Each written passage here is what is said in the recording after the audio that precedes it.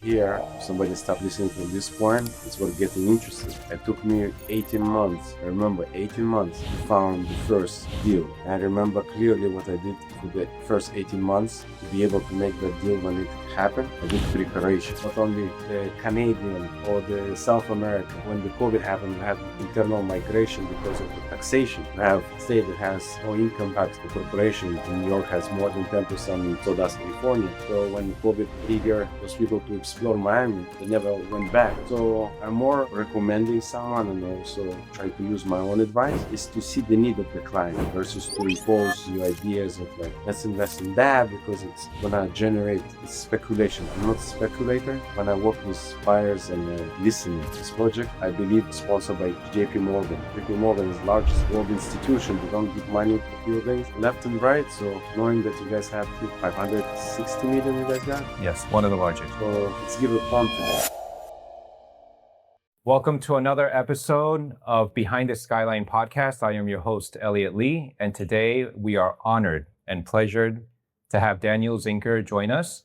Daniel is one of South Florida's leading real estate advisors with over a decade of experience. He's built his reputation on representing some of the finest penthouses in South Florida. He is ranked as the #1 agent in Sunny Isles by the Real Trends, and he is also an agent that sits among the top 1% of realtors here in the United States. He's a partner at the agency, and he is also the founder of Tzinker Group. Daniel, welcome. What an introduction. Thank you so much. Blessed, and I feel humbled to sit here with you. Remember when you were selling another project, States of Aquilina, and you did so well. You keep growing. It's so amazing to see your growth. And I'm privileged to sit here. Thank to you. answer some of your questions. Well, the feeling is mutual. You are somebody who is inspiring to a lot of generations. And the podcast that we have today really is to show the audience some valuable insights into your life, into your career, and how you were able to achieve the massive success that you had. So just tell me a little bit about Daniel Tzinker. Tell me about your journey. How did you begin, and how did it get into the real estate business? So I was born in the Soviet Union. It's a country that no longer exists. And when it started collapsing in 1991, I was 11 years old. And my parents are Jews, so they had the opportunity to go to Israel. So this is where I grew up. In a young age, when we arrived to Israel, I would go between 4 boroughs in the heat of July. And I would make a round, and they would pay $1 per trip, and I would make a lot of money for the owner of the ranch. And in the end of the day, I would collect my salary. In the first day, I learned that I'm gonna get only $10, even though I work 11, because he said he provided food. So next day I arrive with my own food, and I still get the $10. So I asked, where is the shortage? And he said, young man, the salary is $10. It's not like $1 per hour that you invented. Right. It's just $10. And I also, not a lot of people know how many days in July and August, but I know exactly it's 62 days because I get $620 for that summer. I made a lot of money for him, but he just paid $10 per day. Okay. And the $10 per day translated into $620 after 62 days during July, August. And my father asked if he can borrow it and pay me like more than 10% that the bank offer. And this is how he teach me how to save. And well, he was also teaching you how to leverage. The leverage, again, learn probably later, because what I remember in Israel, working hard, then was opportunity to join Officer Academy. And I went high school for top school for officers. And I graduated top in class. They let me study a little bit more before the military. Was a project manager. And then altogether, I was uniform 7 years. And just recently, my friend brought me nice medallion.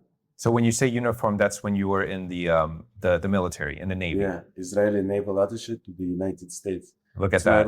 My roommate brought it to me from Pentagon. Our class is very extreme, cool guys that's still serving.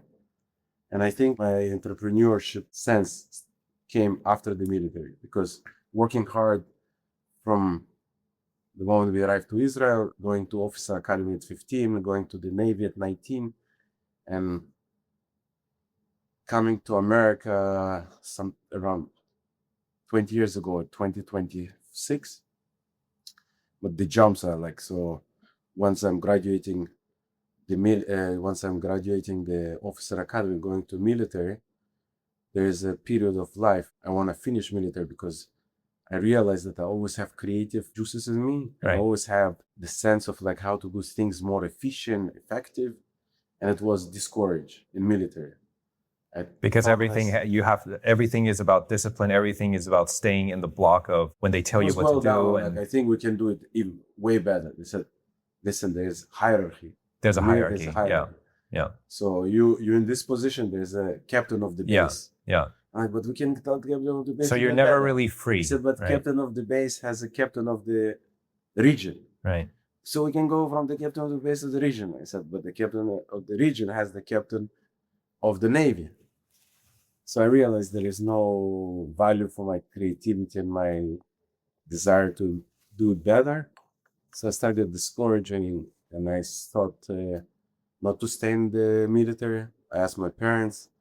It was period of Israel had the worst economic, period, and they said, you have to stay. There's no work. And this is where my brain started working. I think I need to go out of Israel and to study and be exposed to the world, because I think I have something in me that I want to contribute beyond myself. So I finished military, and I found a school that has a sister school in Miami. So I studied hotel management. Not that I was in love with hotel management, but I love the aspect of hospitality. I love people. So I studied hotel management, graduated with associate degree, and came to Miami to finish my Bachelor of Science in Hospitality. And feeling to be full circle to sit here in Brickell in 1428, because my first job as a concierge in hotel was in the address 1395 across the street of this site. Right. I was working as a concierge at the Conrad Hotel, which changed the name for, I think, AKA now. Yes. And it's next to Four Seasons. And then there was a jump after this concierge job when I was sitting in 2008 and seeing how the Brickell and the wall collapsed around me. Everybody spoke about how Icon Brickell going for closure by with Bank of America and the bank from Hong Kong. What's the big bank? HSBC. HSBC. Yeah. They took it over, and was news that the biggest developer related lost the project. He was trying to sell it for 700, and they were offloading it, like I think at cost for 350. And I said, like, all headlines of the newspapers are about real estate. Maybe I should come and start learning the skill, even though in subconscious mind, I was a captain, was very young captain in the military. After military, I had this license to drive the yacht. And actually, like, I have a side story. One of my job when I was working in the yacht in Israel, I saw a gorgeous, one of the best yacht I ever saw, named Ted. So I finished the trip on the Red Sea in Elliot, and I came to the boss. I said, who is this Ted? What a yacht. He said, oh, young man, Ted, unfortunately already not alive.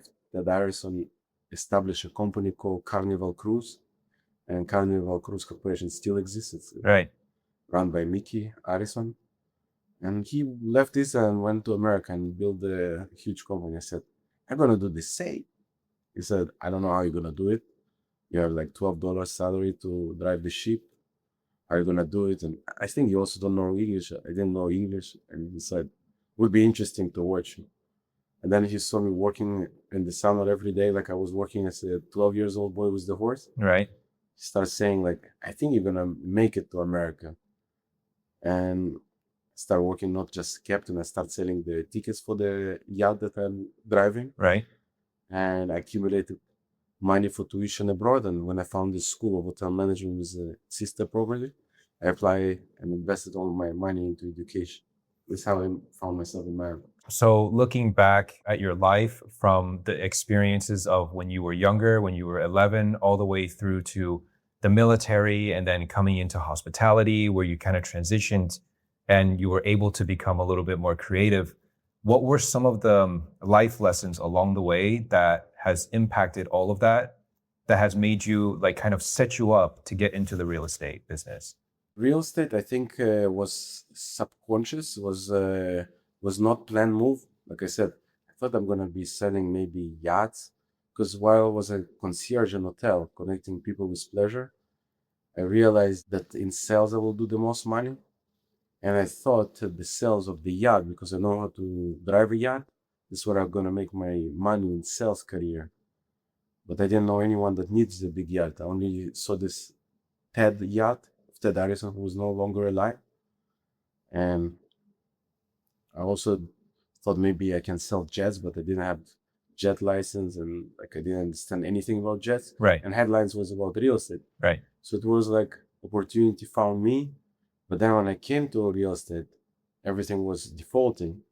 The advice that I was getting from people was getting into the foreclosure. And I had life experience that more expensive product type will get you better reward for the Right. work that you're doing. Okay. So this is how I was doing my baby step into luxury segment. But here, if somebody stopped listening from this point, it's worth getting interested. It took me 18 months. I remember 18 months to found the first deal. And I remember clearly what I did for the first 18 months to be able to make that deal when it happened. I did preparation. And how I did preparation, I didn't have iPhone. It was no iPhone back then. I had a flip instrument. I would go with a note. I would stand in front of Apogee building, and I would read I would point on the Apogee and would say, Apogee building has 67 units. There's 5 for sale. It's 4 million now. It's 8 million, and it's a boutique building in south of Fifth. And this is how I memorize the inventory by flip reading the notes. And I was religious about Tuesday, Wednesday to go see open homes. And being a concierge, when I was in this 18 months preparation for the first deal, I wish it came early. I was preparing daily, and Tuesday, Wednesday, I would go for homes, would memorize how they look, how much they cost. I would go to all concierges and ask them for business. I said, I speak Russian language. So if somebody come from Soviet Union, they all speak the language, but they're not comfortable, call me. I'm concierge like you. I will help you to finalize the Miami Heat ticket. You get your commission. I don't care. I might gain the connection. And one time I received a phone call from a guy who wanted me to translate a situation that happened to him with a yacht. And when I arrived, a client said, are you a translator? I'm like, no. He said, so why I'm doing it? I said, helping a concierge to translate the situation. He said, I need a concierge.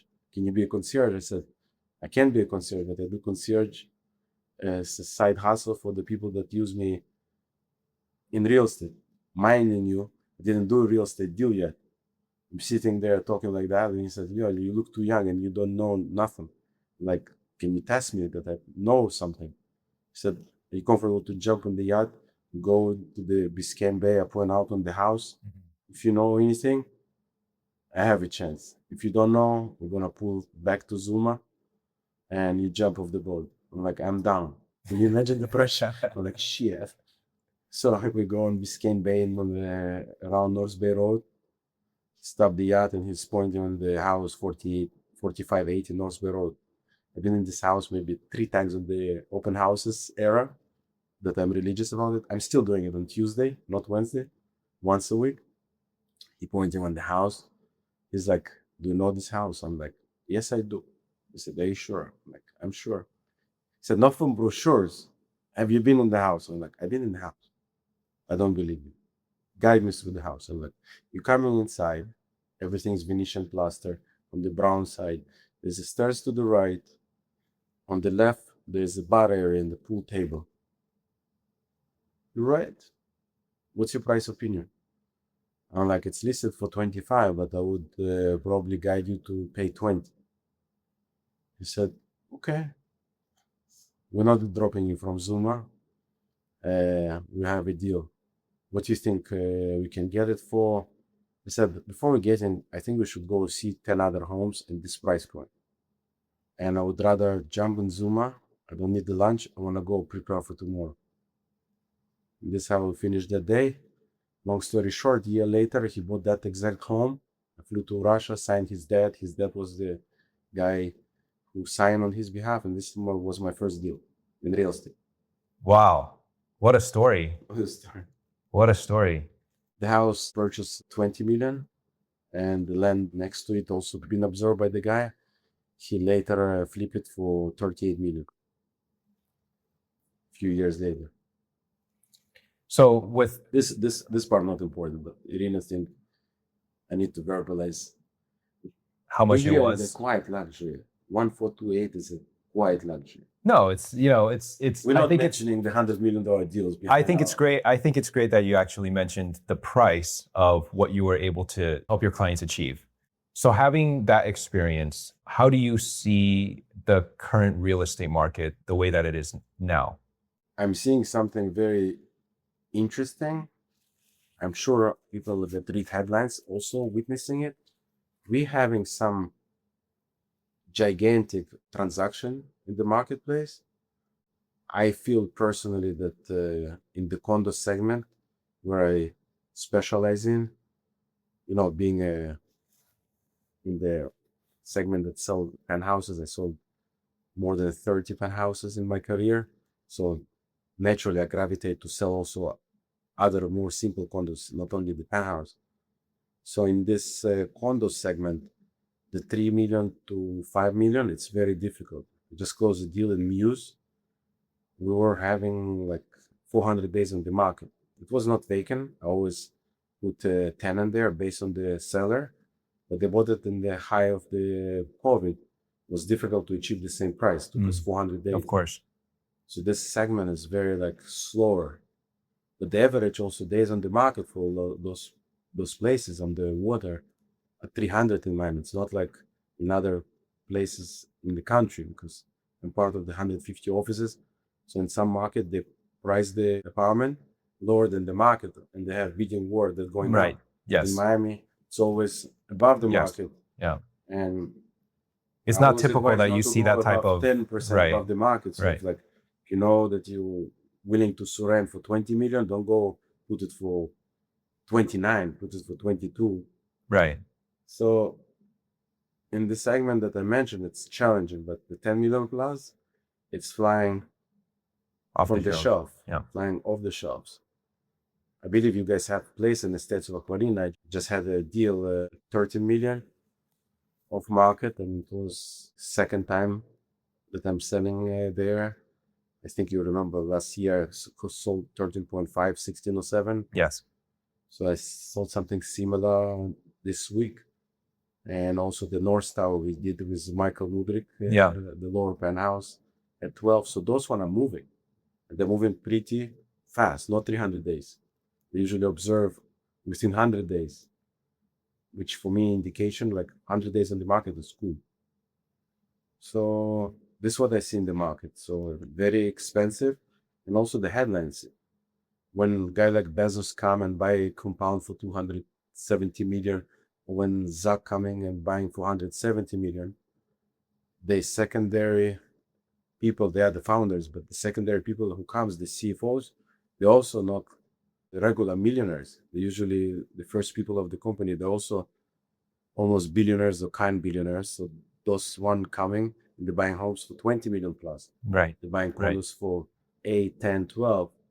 So this is what I'm seeing on the news. This is what I'm seeing what's actually happening. And probably under the 1 million, people go and collect investment properties. But with this high interest rate, the normal market of 3.5 doesn't move as fast as you anticipate. But then there's other market parallel for that, the condos that condos that are new development, they're also flying like off the shelf. So do you see the same trend? And I know we don't have a crystal ball, but do you see the same trend moving forward in the next 5 to 10 years? I mentioned that I studied hospitality and I get Bachelor of Science. I remember that I wanted to stay and study more after I worked as a concierge and preparing for my first deal for 18 months. Nothing came to my lap. I went to study master in FIU in real estate. Mm-hmm.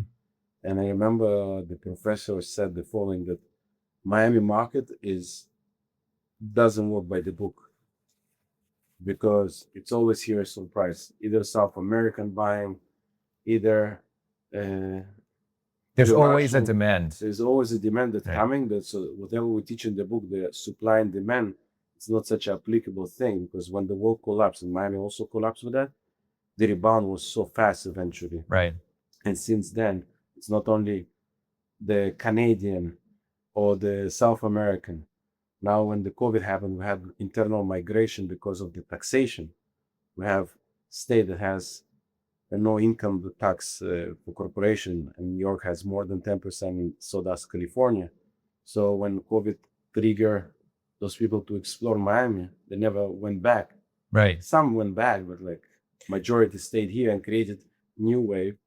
So when he said in the class, the macroeconomics that happen in the globe don't affect the microeconomic of Miami, I realized I don't need to stay in the class. I just need to go to the Miami marketplace, door knock, send flyer, learn the market, speak to concierges, be in front of people, and generate business. Because if somebody has the crystal ball and know the answer for this question, good for them.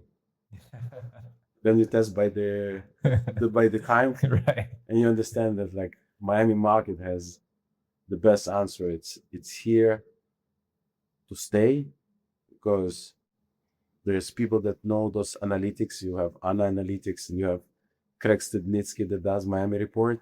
They keep reporting something that doesn't apply to my ears, like the 2,000 per square foot. Remember how high was it? Right. 2,000 is now the floor. Right. I was in Four Seasons Coconut Grove yesterday with Chris, the guy who works for Hugo. So Daniel, out of 70 units, we have 12 left. I'm like, what do you mean? Like you started like this year calling me about this thing. He's like, yeah. So there's some absorption that is positively booming. Some pocket is like overbuilt, but they still be observed. Absolutely. Plus, remember with 2008 collapse, they created something that the developer not flipping, and every developer collect today like up to 50%. They're not happy. They're not doing deals with 5% deposit.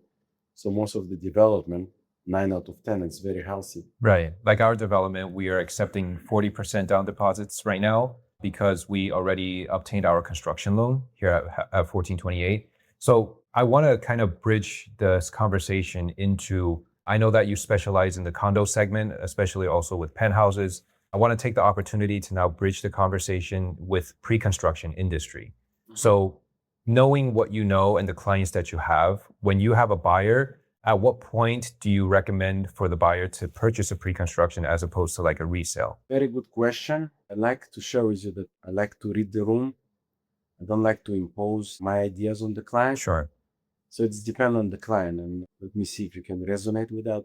If the person comes and said, I have a 14 years old boy that will go for because I went there and he will be accepted there because I'm a donor, and I want something in Brickell for him that he will commute easily.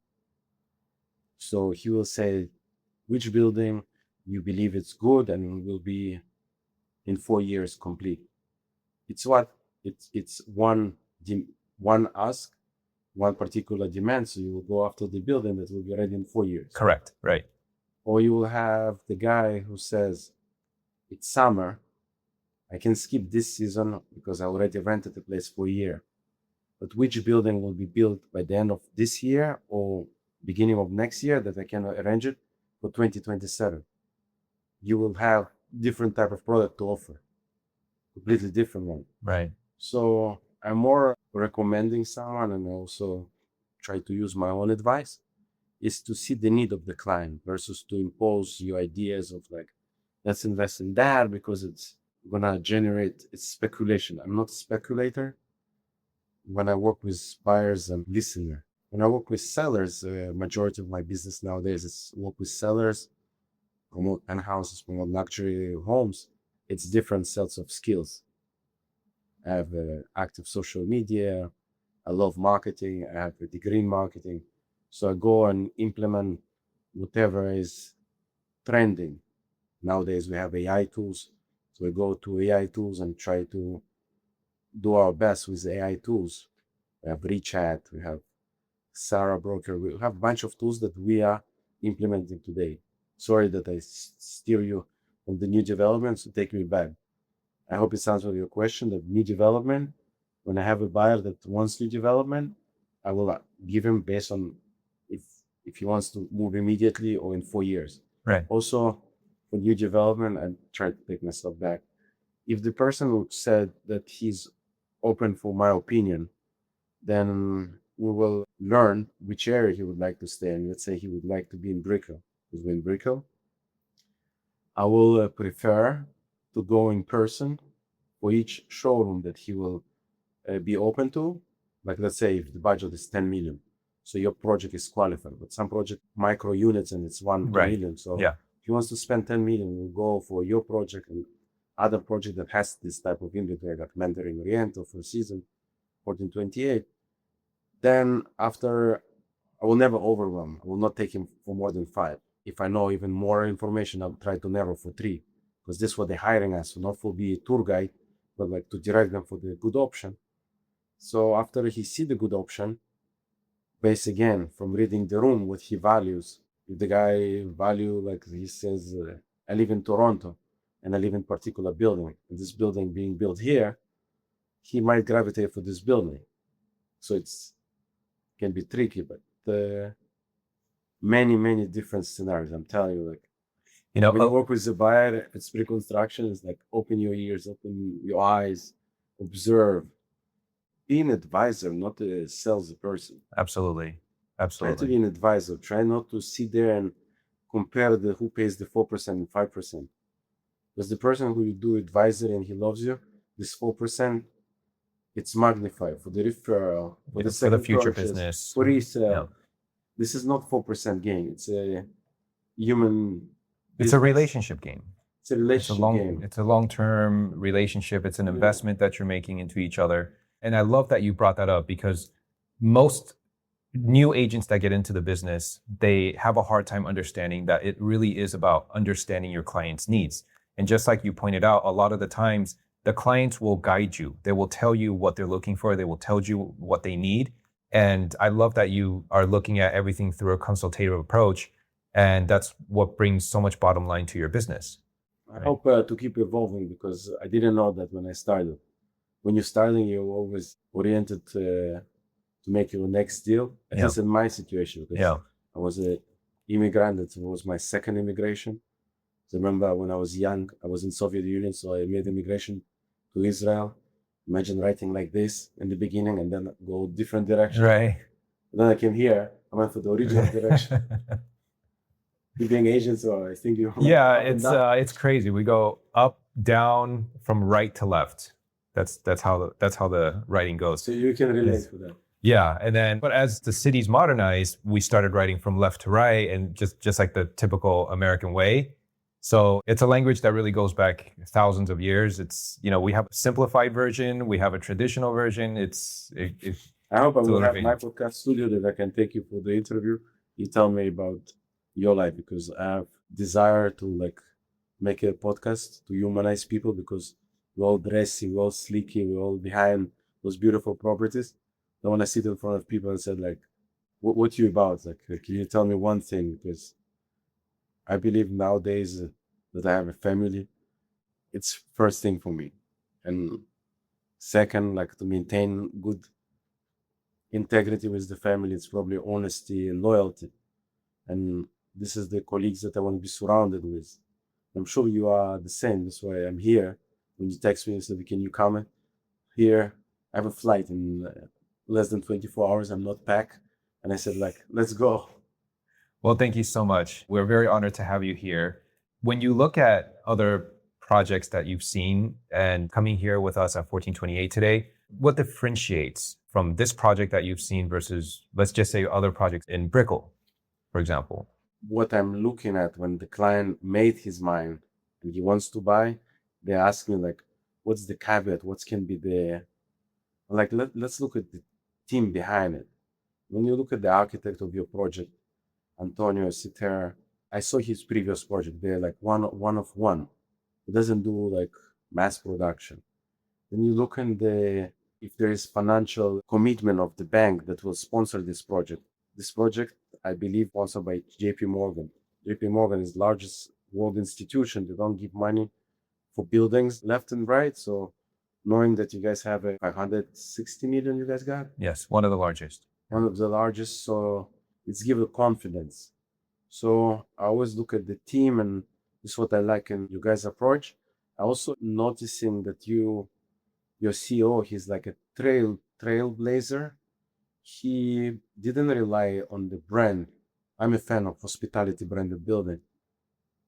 He wanted to convert whatever he will not need to pay in royalties into the ultimate design. So you see name of the kitchen and stones that the developers will not have balls to use that because like I think 2-3 times more expensive than other normal material because you guys went above and beyond. So this is my 2 cents on it.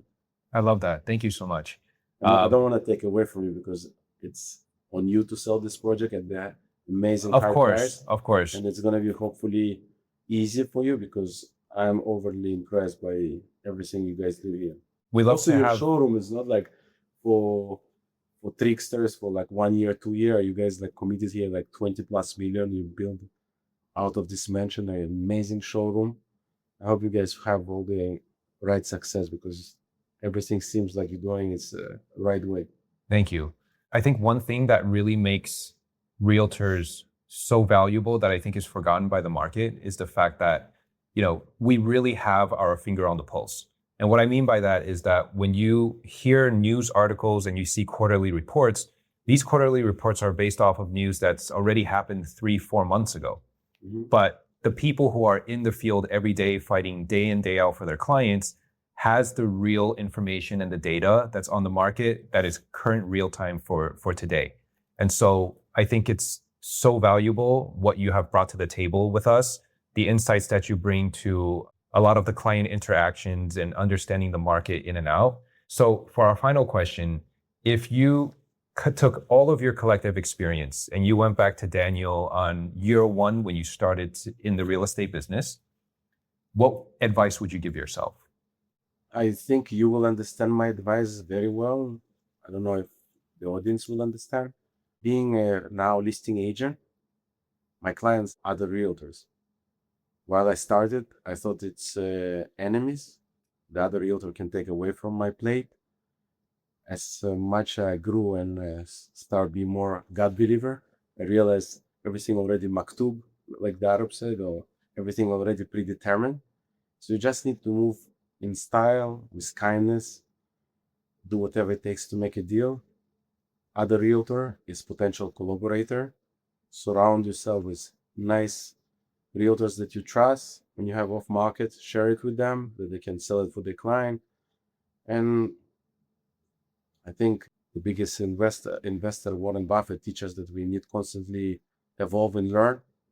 So I will advise myself, never skip a day of learning, to dream bigger, because I think I'm living what I dreamed before, and I'm regretting that I didn't dream big enough. So I'm about to upgrade my dreams and be kind for other men, for other human fellow being. Kindness can take you for long run, positivity and compound effect of good people around. Well, thank you so much. It's amazing hearing all of your great advice for us here I'd today. like to hear what would you do if you go on time? My answer to my own question, I would tell myself to embrace technology. Yeah. I would tell myself to never stop being creative. And I would tell myself to focus on that one thing that will move my business. That's what I would do. Because I had a very different route than most people. When I first started out in the business, I was sort of all over the place. I dedicated a lot of time to doing marketing when I should be calling clients. So I think I did my share of time wasting. that if I knew what I knew now, I would really bring back to better structuring and using my time more wisely. To year one, Elliot. To year one, Elliot. So, There's a so book of Gary Keller, The One Thing. Have you read it? yes, yes, that's what gave me the knowledge. So Yeah. never stop learning, right? I But- started my career with Keller Williams. So back in the days, it was a red book about how to become $1 million listing agent, whatever the book called. And then The One Thing came later. I love that. You see? Well, thank you so much for joining the show. And we look forward to maybe speaking with you again. Wish you great success in Thank everything you. you do. Thank you.